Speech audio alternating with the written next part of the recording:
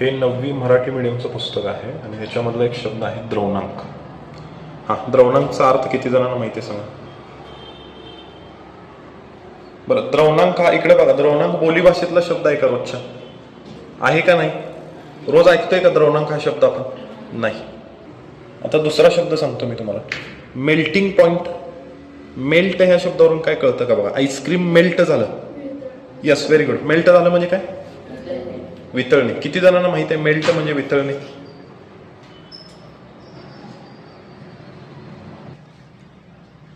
तर इंग्लिश मिडियमच्या बुकमध्ये याच द्रवणांचा शब्द दिलेला आहे, मेल्टिंग पॉइंट.